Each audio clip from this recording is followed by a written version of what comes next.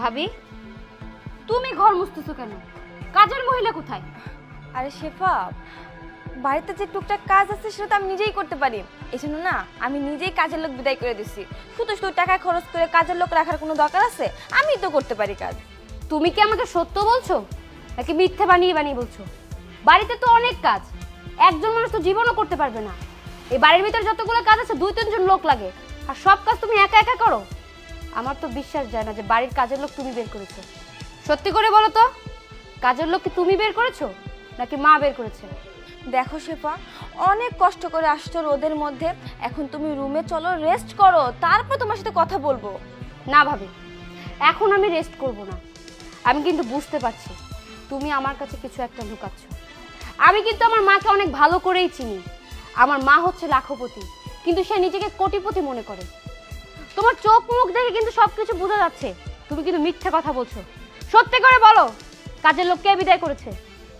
তুমি ঠিকই ধরছো, মা বিদায় করে দিচ্ছে। মা আমাকে বললো যে আমি থাকতে কাজের লোক রাখার কি দরকার, টাকা পয়সা খরচ করে, এই জন্য উনি বিদায় করে দিছে। শেফা বোন, প্লিজ তুমি এই কথাগুলো মারে বইলো না, তাহলে মা জানতে পারলে আমার উপর অনেক অত্যাচার করবো। আর জানো, আমার এই সংসারে সব কাজ করতে অনেক কষ্ট হয়। তার মানে মা এই কাজের লোক বাড়ি থেকে বিদায় করে দিছে তুমি আসার সঙ্গে সঙ্গে, তাই না? মা কোথায়? মা তো মনে হয় পুকুর পাড়ে বসে আছে। তুমি থাকো, আমি আসছি।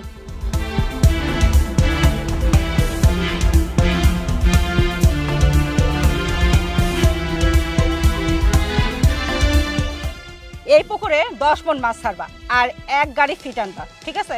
আরে এটা তুমি কি বলছো? এত বড় পুকুর, আরে 15 মণ মাছ লাগবে।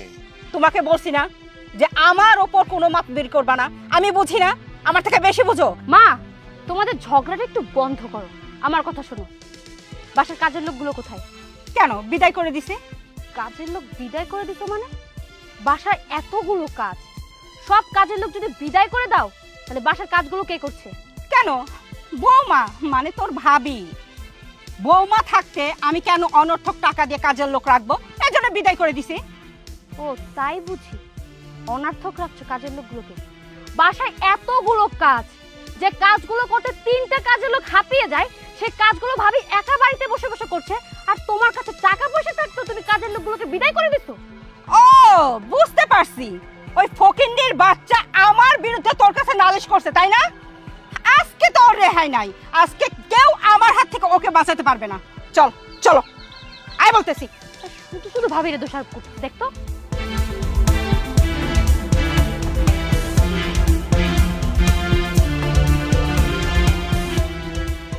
এই ফকিন্ডির বাচ্চা, ওঠ ওঠ বলছি। এই তুই আমার মেয়ের কাছে কি বলছিস? মার কাছে মাসির কথা বলিস, ভাবছিস যে আমার মেয়ে আমাকে বলবে না? এই তোকে দিয়ে কাজ করাবো না তা কি করবো? ছোট লোকের বাচ্চা ফকিন্ডি কোথাকার।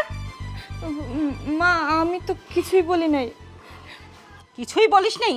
তাহলে আমার মেয়ে কি করে বলতেছে যে সংসারের যাবতীয় কাজ আমি তোকে দিয়ে করাই? এই তোকে দিয়ে করাবো না তো কাকে দিয়ে করাবো? ছোট লোকের বাচ্চা ফকিন্ডি কোথাকার। ফকিন্ডির জাত গোষ্ঠী বাড়িতে আনছি আর কাজ করাবো? আমি কাজ করবো না কাজের লোক রাখবো? কেন রাখবো? এই তুই থাকতে কেন আমি কাজের লোক রাখবো? দেখো রোমেলের মা, তুমি রোজ রোজ বৌমার গায়ে হাত তোলো। দেখো, মানুষের কিন্তু একটা সহ্যের সীমা আছে। বৌমা যদি কোনো সময় তোমার গায়ে হাত তোলে তাহলে তোমার সম্মানটা কোথায় থাকবে? একবার ভেবে দেখেছো? চুপ, একদম চুপ।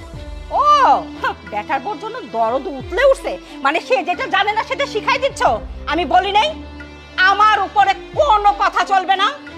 এ বাড়ির রাজরানী আমি, আমি যেটা বলবো সেটাই মানতে হবে তোমাকে, তোমার মেয়েকে, এমনকি এই ফকিন্নির বাচ্চাকেও। মা, তুমি আমার বউয়ের সাথে কেন এভাবে অত্যাচার করছো? চুপ, কোনো কথা বলবি না। ওর পক্ষ নিয়ে কথা বলা হচ্ছে না, আমি বলছি না এখানে কেউ ওর পক্ষ নিয়ে কোনো কথা বলবি না আমাকে। মা, তুমি ভাইয়ের সামনে দাঁড়িয়ে ভাবির গায়ে হাত তুলো, আর যখন ভাই প্রতিবাদ জানায় তখন ভাবির পক্ষ নিয়ে কথা বলা হয়ে যায়, তাই না? হ্যাঁ মা, আমিও কিন্তু পরের বাড়িতে সংসার করি, সেখানে যদি আমার স্বামীর সামনে দাঁড়িয়ে আমার শাশুড়ি যদি আমার গায়ে হাত তুলে আর আমার স্বামী যদি প্রতিবাদ না জানায়, তখন কি বিষয়টা তোমার কাছে ভালো লাগবে? একদম চুপ থাক। তুই হচ্ছিস আমার মেয়ে, আর এই ফকিন্নির বাচ্চা কখনো আমার মেয়ে হতে পারে না। হ্যাঁ মা, আপনি ঠিকই বলেছেন, আমার মতো ফকিনের বাচ্চা কোনোদিনও কারো মেয়ে হতে পারে না। মা, আমি গরিবের ঘরে জন্ম নিয়ে কি পাপ করেছি? আমার কি কোনো ইচ্ছা থাকতে পারে না যে আমার একটা ছোট্ট সংসার হবে, শ্বশুর শাশুড়ি ননদ সবার সাথে সুখী থাকবো? আমি আমার নিজের মা বাবাকে ফেলে রেখে এসেছি। এখানে শ্বশুর শাশুড়ি বলতে আপনারা আমার নিজের মা বাবা।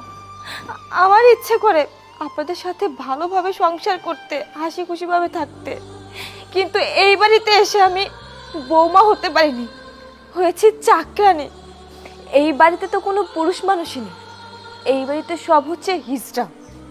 আর শুধুমাত্র এই বাড়িতে একজনই পুরুষ মানুষ আছে, সেটা হচ্ছে আমারই শাশুড়ি, আপনি। হ্যাঁ ভাবি, তুমি একদম ঠিক কথা বলেছো। এই বাড়িতে পুরুষ মানুষ আছে, কিন্তু সেগুলো নামধারী, এগুলোর ভিতরে কোনো পুরুষত্ব নাই। নিজের বইয়ের কথা ছেড়ে এরা চলতেই পারে না। আমি সেই ছোটবেলা থেকে দেখে আসছি, আমার মায়ের চোখের দিকে তাকিয়ে আমার বাবা ঠিকঠাক মতো কথাই বলতে পারে না। আমার ভাই যখন খাবার টেবিলে বসে, তখন আমার মায়ের দিকে তাকিয়ে ঠিকঠাক মতো পেট ভরে ভাতও খেতে পারে না, আমিও খেতে পারিনি। এতদিন যখন বাবার বাড়িতে ছিলাম না, তখন একটা জাহান্নামের ভিতর ছিলাম। আর যখন আমি আমার শ্বশুর বাড়িতে গেছি, তখন মনে হলো আমি জান্নাতে প্রবেশ করেছি। কারণ এই বাড়িটা না আমার মা জাহান্নাম করে রেখেছে। ভাইজান, আমি জানি তুমি মাকে অনেক ভালোবাসো, মায়ের কথা ছাড়া তুমি চলতেই পারো না। তাই বলে এই নয় তোমার সামনে তোমারই মা তোমার বউকে অত্যাচার করবে আর তুমি তা মুখ বুজে সহ্য করবে। দেখো, তুমি একজন পুরুষ মানুষ, নিজের পুরুষত্ব দেখাও। নিজের মাকে নিজের মায়ের জায়গায় রাখো, আর নিজের বউকে নিজের বউর জায়গায় রাখো, তাহলে দেখবে সংসারে শান্তি ফিরে আসবে। শেফা, তুমি তোমার ভাইকে কিছু বলো না। তোমার ভাই আর কি করবে? তোমার ভাই তো তোমার মাকে ভালোবাসে, আর মা বাবাকে হাতে করে রেখেছে, বাবাকে একটা কথা বলার সুযোগ দেয় না। সেখানে তো তোমার ভাই কিছুই না। আর আমার কথা তো টোটালি বাদই দেয়া হলো। আমি এই বাড়ির চাকরানি, আমি কথা বলবো কি করে? দুবেলা দুবেলা ভাত পোনা ঠিক মতো খেতে পারি না। মায়ের কাছে নাকি আমি চোখের কাটা। এই বাড়িতে নাকি মা আমাকে ইচ্ছা করে থাকতে দেয় না, শুধুমাত্র তোমার ভাই আমাকে ভালোবেসে বিয়ে করে এনেছে বলে মানে বাধ্য হয়ে এখানে থাকতে দিয়েছে। আর তা না হলে আমাকে কবে ঘাট ধাক্কা দিয়ে এখান থেকে বের করে দিত। থাক বৌমা, তুমি আর লজ্জা দিও না। আজকে তুমি আর আমার মেয়ে আমার চোখ খুলে দিয়েছ। আসলে আমি এতদিন অন্ধ ছিলাম, কিন্তু কেন ছিলাম সে কথা কি জানো মা? আমি যখন বিয়ে করে নিয়ে আসলাম, তোমার শাশুড়ি প্রথম থেকেই এরকম ছিল। আমার মা খুব দূরদর্শী মহিলা ছিলেন। উনি আমার হাত ধরে বললেন, বাবা, বউ যেমনই হোক আমাদের পরিবারের বউ, ওকে তো বের করে দেওয়া যাবে না, বরং তুমি চুপ থেকো, তুমি কোনো কথা বলো না।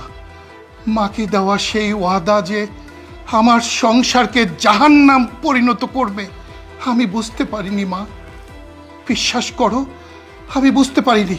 এরপর দিনের পর দিন এই মহিলার পৈশাচিক অত্যাচার আমি সহ্য করেছি, আমার ছেলে মেয়েরা সহ্য করেছে। আমার মেয়ে ঠিকই বলেছে, আমার ছেলে মেয়েরা ভালো করে খেতেও পারে না। আমি কোনোদিন সত্য হলেও সে কথা আমি বলতে পারি না। তার কারণ আমি সবসময় ভয় পাই, সে যদি চিল্লাচিল্লি করে, অ্যাগ্রেসিভ আচরণ করে, সমাজে আমার দুর্নাম হবে, আমার রেপুটেশন খারাপ হয়ে যাবে। যে কারণে আমি তার সঙ্গে কোনো সময় ঝগড়াঝাটি কিচ্ছু করিনি। কিন্তু আজ থেকে আমার সংসারে আমি যা বলবো তাই হবে। এই মহিলার কোনো কথা আর এই বাড়িতে চলবে না। যদি সে না থাকতে পারে, এরপর সে চলে যাবে। আমি এখন আর আমার মার ওয়াদা আর আমি রাখতে পারবো না।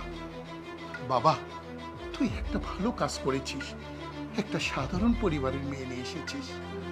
কত সুন্দর আমার বৌমা, নম্র, ভদ্র, সুশীল। আমি বৌমার এই রূপের কথা কখনো বর্ণনা করতে পারিনি। আমার মেয়ে আজ প্রতিবাদী হয়েছে, আমার মেয়ে আমার চোখ খুলে দিয়েছে। হ্যাঁ, ও সেই মেয়ে, ও দারিদ্র বোঝে, ও অভাব বোঝে, ও সংসার কিভাবে মেনটেন করতে হয় ও সেটা বোঝে। এই পৈশাচিক মহিলার মতো না। যে শুধু নেতৃত্ব দিতে জানে, কিন্তু নেতৃত্বের গুণবলী ওর ভিতরে নেই। ওর ভিতরে শিক্ষা নেই, মনুষ্যত্ববোধ নেই, ও পাষণ্ড।